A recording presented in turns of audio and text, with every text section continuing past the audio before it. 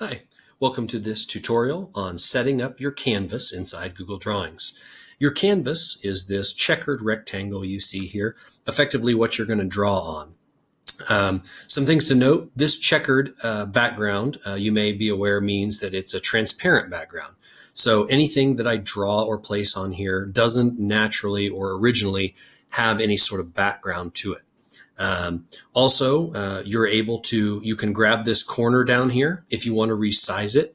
You'll see that it's set up in a landscape orientation.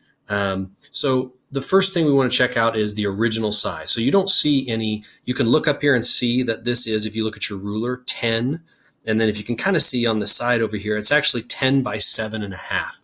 So it's set up initially with an inch margin on the side of a normal piece of paper. So the initial default size is 10 by 7.5. If I grab this, I can actually pull this and make it smaller if I want.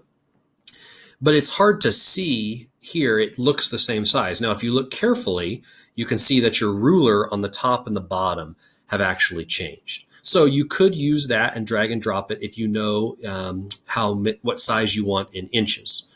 I'm going to come back. I'm going to undo this here. I'm actually going to go to File, and you can come down here, move myself. You can come down here, and you can go to Page Setup. And you'll see that if I choose Custom, then I'm actually a 10 by 7.5, which we knew. So I can actually enter my own specific inches size here. Let's say I flip it and I want to go 2 by 7.5. You'll see that it makes kind of like a bookmark shape. One of the things that's useful here, especially for headers, say for Twitter, social media, Facebook, Google Classroom, Google Sites. If you want to make a custom header and you know what it is, you can come in here and actually enter the pixels. So let's say we're going to go, it's 4,000 by 500. Instead of inches, I'm going to change that to pixels. Okay, now where it changed to pixels, I got to come back here. 4,000 by, let's say, 500 pixels. We'll hit apply.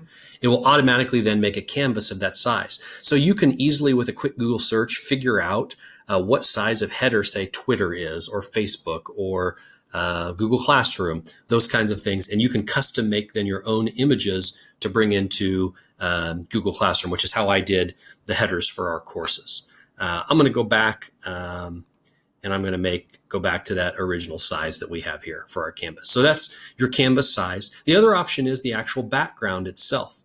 So right now it's transparent. If you wanted it to be a color, you could do that one of two ways. You can right click on your image or your canvas and go to background. And there's two choices. One is solid and one is gradient. So I can see right now it's transparent. I can choose a color and that will change it to a solid color. I can also do a custom add here. If you know the hex color code, you can use that.